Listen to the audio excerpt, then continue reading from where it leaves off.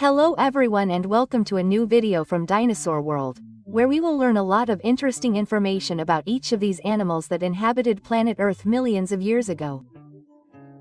In addition, we are also going to use the Encyclopedia to discover information about each of them. For example, we are going to open these pages and we have information about some dinosaurs called the duckbills. They were named that way because of the shape of their mouth, as is the case of the great Parasaurolophus, one of the best known there is. We are going to take out each one of them to talk about their characteristics. For example, here we have a herbivorous dinosaur that is called Pachycephalosaurus. It was characterized above all by the shape of its head. It is as if it were armored. It had a super hard skull, as if it were wearing a helmet. It was also reinforced at the back with large spikes. It used its large head to headbutt predators when they came to attack, or to engage in battles with other members of its species, especially to impress females. I really like these figures because they come with articulated parts, so we can assemble and disassemble them as many times as we want, like a puzzle. I love that, since we can also make combinations of dinosaurs. As you can see, it is a bipedal dinosaur. It walks on its hind legs, which are very large and robust, and, like other herbivores, it had a strong beak at the tip of its mouth to dig in the ground in search of food. So now we have met the first of the dinosaurs. What do you think about seeing this gigantic one? The Brachiosaurus was a long-necked dinosaur. It was a giant among giants. Its head was very small compared to the rest of its body. It could reach approximately 22 meters in length. This figure is also soft. We can crush it, and I love that because we can move its neck and pretend it is eating grass from the ground. We can imagine thousands of different stories about how these fantastic beings lived. Another interesting fact about the Brachiosaurus is that it was quadrupedal. But its hind legs were larger than its back legs. In other words, its front legs were larger than its back legs, since it had to support the weight of its long neck. It needed to eat tons of food and many liters of drink a day to be able to maintain such a large body. We will leave it here and continue with a different one. How about we see the most famous of all dinosaurs? The largest predator ever seen on planet Earth is the great Tyrannosaurus Rex. I love this figure, take a look. We can assemble and disassemble it as many times as we want, and it also allows us to move all its joints, turning its head 360 grams and opening and closing its jaw. As you can see, it is full of sharp teeth. The great Tyrannosaurus Rex had a total of 60 teeth. Some of them could reach 20 centimeters. Another very recognizable feature of the Grand T-Rex are its front legs, as you can see, very small compared to the rest of its body, which could reach about 14 meters in length. Impressive. We can also put on and take off the tail, and that helps us develop our skills, assembling and disassembling. And in the book we have more information. I like it because in the central part there is an illustration of what the great Tyrannosaurus Rex looked like, together with a lot of information. In addition, here we are actually seeing a photograph so that we can see the size comparison between the skull of a gorilla and the skull of a large Tyrannosaurus Rex. Look, the T-Rex had a head that could reach more than 1.5 meters in length.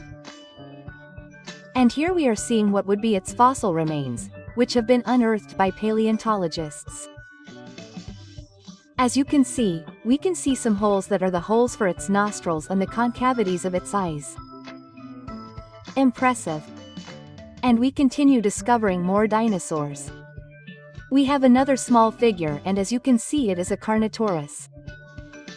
It was also a carnivorous dinosaur, but as you can see, it was characterized by the horns it had on the top of its head. According to experts, it used these horns to headbutt and blind its opponents. Very intelligent of it. As you can see, its hind legs were quite large and robust, since it walked bipedally. Just like with the Tyrannosaurus Rex, its tail played a very important role, since it was quite long and heavy. It was used to maintain balance and not fall forward. As you can see, we can also assemble and disassemble the figure and combine it with other dinosaurs. This way we can create mutant dinosaurs. Let's open the jaw to expose all of its teeth. Another interesting detail about its head is that its sides were flattened, which helped to lighten its weight. In addition, we can find more information in the book. The dino data tell us that it could reach about 8 meters in length from the tip of its mouth to the end of its tail. It also specifies that its skin was very scaly and hard and it could weigh up to 3 tons. And we continue with another different one. Look, I'm seeing a supersized figure here. I think it's the largest we have. It's the Great Parasaurolophus. I love this dinosaur because it has some very interesting features. First of all, let's talk about its head. What caught your attention the most? Obviously this large horn it had on the back, but it wasn't just any horn. It was a horn capable of emitting sounds, and it used these sounds to communicate with the rest of the herd. In this way, if a predator came to attack, they would start to warn each other so they could flee in time.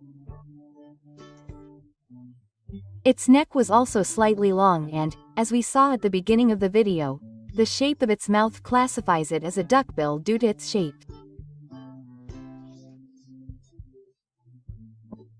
In addition, it was a dinosaur that could walk both bipedally, supporting all its weight on its hind legs, and also quadrupedally, as we are seeing here, supporting all its weight on all 4 legs, since its front legs were very specially shaped to support all its weight on the front. Its tail, as you can see, is also quite long and heavy. And what I like most about the figure is that it comes with a speaker. Let's press the button to hear the roar.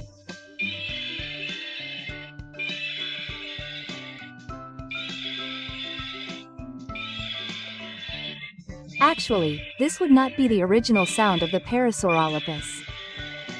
They simply put it on the figure to draw more attention. We will leave it here and continue with a different one. We have another small figure, and this time it is not a dinosaur, but rather a marine reptile that inhabited planet Earth during the same period as the dinosaurs. It is a Mosasaurus.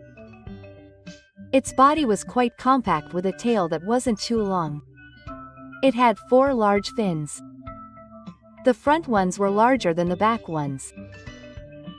It moved them very quickly so it could swim at great speed, but its strong point was undoubtedly its jaw. It had very sharp teeth so it could catch large marine prey. In addition, the jaw in the figure is shaped like pincers, so we can pretend it's grabbing its prey, since it has quite powerful pincers. Let's leave the large Mosasaurus here and continue with the flying reptile. We have a giant of the skies. This flying reptile was very large, with an impressive wingspan, but what draws the most attention is its large beak. It is very long and thin at the tip. It fed mainly on fish. Let's see in the book what its exact dimensions were. And here we have it. At the top we see its scientific name, and it tells us that it could reach about 11 meters in wingspan when it was super large. To give you a comparison, here we have this flying reptile compared to an adult human and a giraffe. So look, it was even taller than a giraffe. Imagine a giraffe flying today. It would have to be something really fascinating. It also tells us that its weight ranged between 200 and 250 kilograms. We continue discovering more interesting facts this time about the great Triceratops, one of the most famous dinosaurs in existence. Throughout history, several complete skeletons of this great dinosaur have been unearthed, or rather what would be its fossil remains. The figure is quite large and soft. And as you can see, the most striking thing is its large head. It is in the shape of a crown and had 3 large horns on its head, the 2 upper ones being larger than the 3rd horn located on the upper part of its nose. The horns on top could reach 1 meter in length. And here we can clearly see the large beak that the Triceratops had that it used to dig in the ground. He loved eating the hard roots he found. He was super cool. He could reach approximately 12 meters in length and they lived in groups or herds. Therefore, if a super predator came, they could defend themselves with both their big head and with the union of the entire group or herd. He inhabited planet Earth in the Cretaceous period more than 65 million years ago. And we have 2 more figures. Both are the ones that we can assemble and disassemble, although look, the first one we have Ornolata with these screws that I already put in previous videos. That allows us to move its jaw, its head and its legs. The best of all is that we can disassemble it and reassemble it as many times as we want.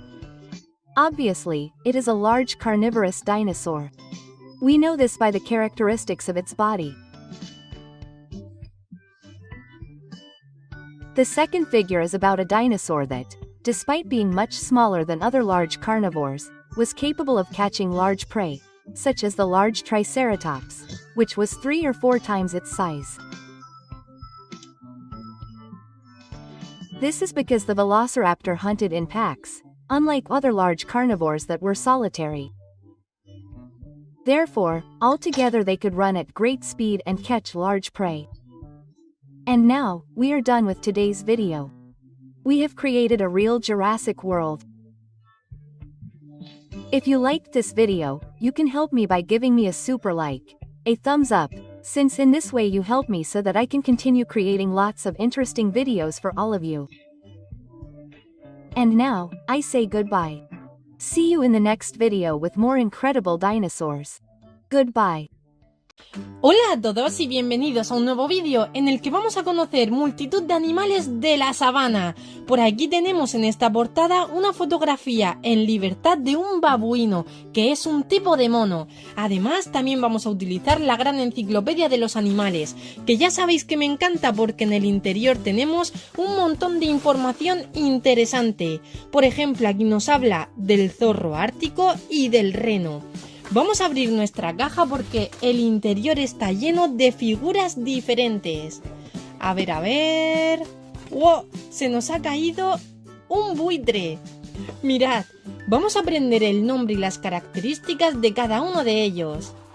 Y veamos cuál es el primero en salirnos. Antes se nos ha salido de la caja el buitre, así que parece que tiene muchas ganas de salir. El buitre es un ave impresionante, tiene unas alas gigantescas y una envergadura de más de 3 metros de longitud, así que imaginaos a este gigante de los cielos sobrevolando el cielo azul. Su cuerpo, como veis, es muy robusto. Además tiene muchas plumas, sin embargo, en su cabeza carece de ellas. Además posee un fuerte pico y podemos apreciar sus fuertes garras que utiliza para poder cazar. Fijaos en estas garras tan grandes. También es un animal carroñero, lo que quiere decir que se alimenta también de animales muertos que encuentra y que han cazado otros animales. La figurita me encanta porque, como veis, es de las blanditas, mirad. El interior está lleno de bolitas de corcho y también podemos estirarla. Además es ligeramente pegajosa. Como veis, sus plumas se están pegando. Pues ya conocemos algo más sobre el buitre. Lo dejaremos por aquí para conocer a otro diferente. Y sale de nuestra caja un gran hipopótamo. Los hipopótamos, aunque suelen parecer muy tranquilos, pueden resultar muy peligrosos, ya que tienen muchísima fuerza en su mandíbula. Aquí nos viene la figura con la mandíbula abierta. Así podemos ver todos sus dientes, que como veis son bastante grandes y muy largos y gruesos. La figurita también es chulísima porque nos viene con bolitas de corcho en el interior, lo que lo hace muy relajante. El hipopótamo puede vivir debajo del agua y también en la superficie terrestre. Veamos más información en la enciclopedia. Y qué casualidad, amigos, porque buscando al hipopótamo me encuentro con que también tenemos en esta página información sobre el buitre. Así podemos ver cómo es en la realidad. Me gusta esta enciclopedia porque todas las fotografías que nos aparecen son de animales en libertad, que es como deberían estar todos los animales. Respecto al hipopótamo, por aquí podemos verlo dentro del agua. Nos dice que puede alcanzar unas 4 toneladas de peso y unos 4 metros de longitud. Es un animal mamífero y vive normalmente en grupos de entre 20 y 100 individuos. Pero vamos a acercar también la foto del buitre porque me parece impresionante. Fijaos en este pico y, como os comentaba, en la parte de su cabeza carece de plumas, mientras que el plumaje de sus alas es bastante largo. Dejamos por aquí a nuestro hipopótamo y continuamos con un animal diferente. ¡Au! ¡Au! Tenemos a un lobo gris. La figura también es de las blanditas y además por la postura que tiene parece que está corriendo. Como veis posee un pelaje bastante frondoso, sobre todo en la parte de su cabeza. Con la boca abierta podemos apreciar sus colmillos. Tiene el sentido del oído muy desarrollado. También podemos apreciar su larga cola. En algunas zonas montañosas los lobos están en peligro, por lo tanto tenemos que cuidar a esta especie. Otro más por aquí. Seguimos con uno diferente. Y tenemos a un animal de gran envergadura. Un animal que habita en la sabana.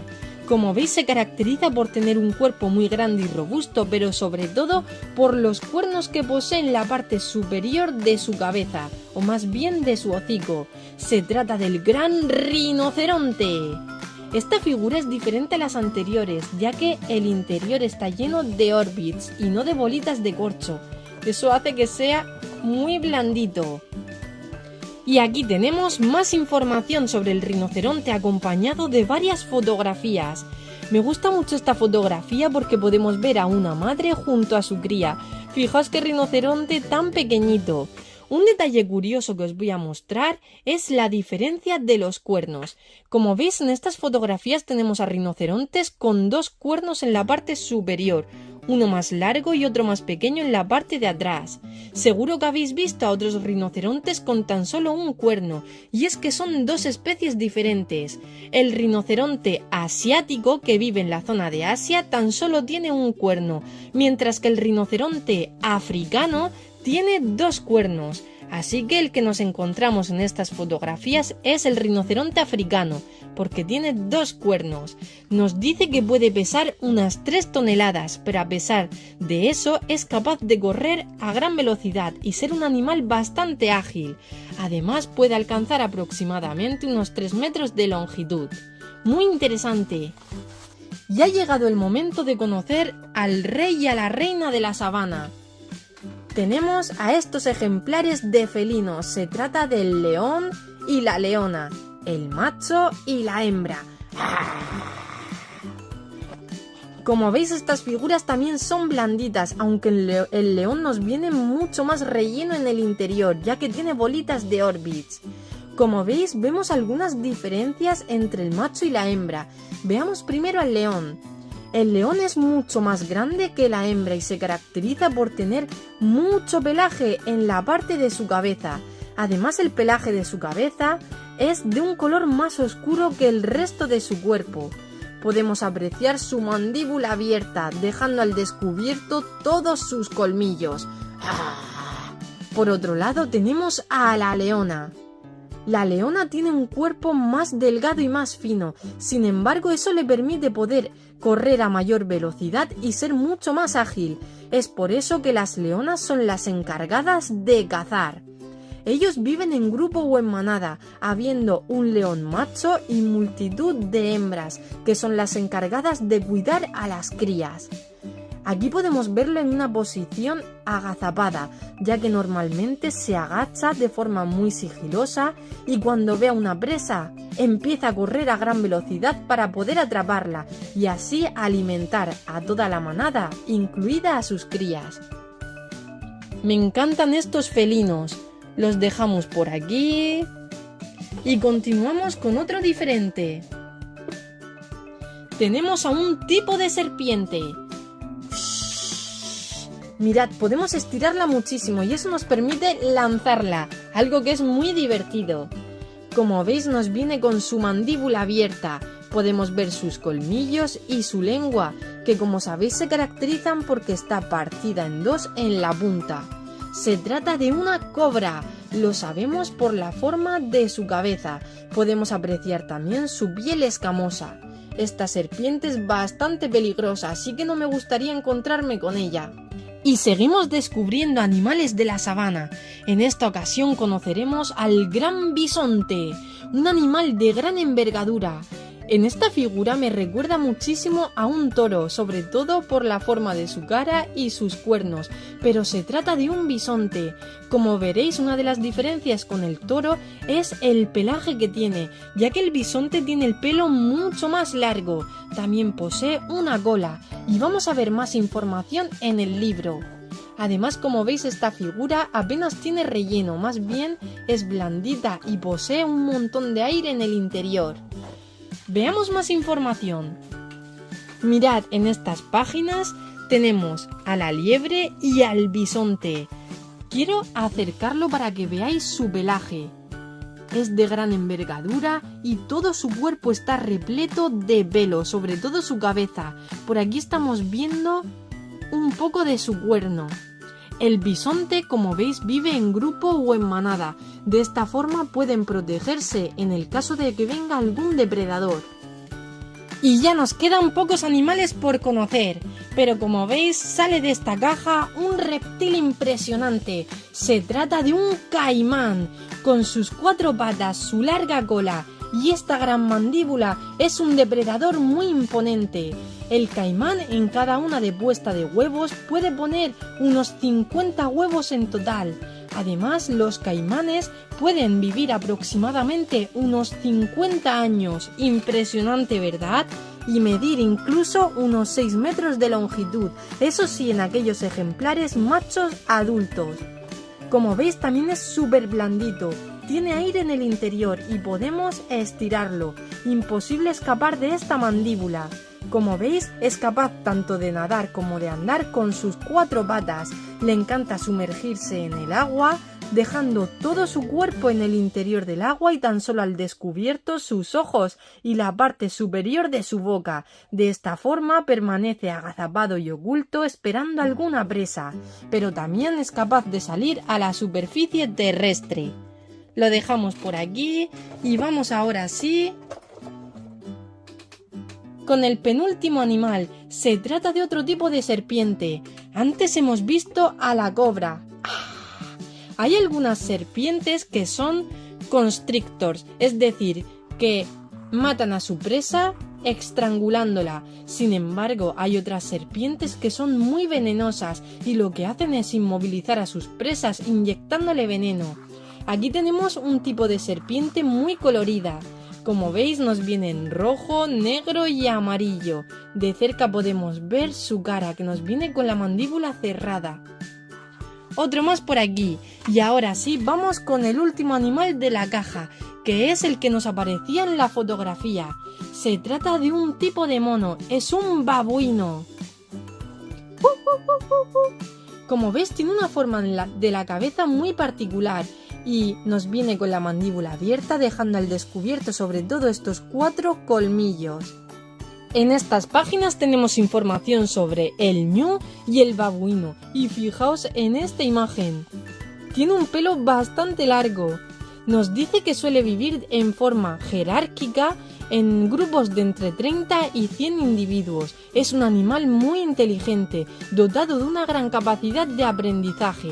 Puede llegar a pesar unos 40 kilos y medir más de 1 metro de longitud. Y ahora sí, hemos terminado con el vídeo de hoy. Aquí están todos los animales que hemos conocido. Si os ha gustado, me podéis ayudar dándome un super like, una manita arriba, y os invito a suscribiros al canal para no perderos ningún vídeo. Y ahora sí, me despido de vosotros. Nos vemos en el próximo vídeo con más animales impresionantes. ¡Adiós!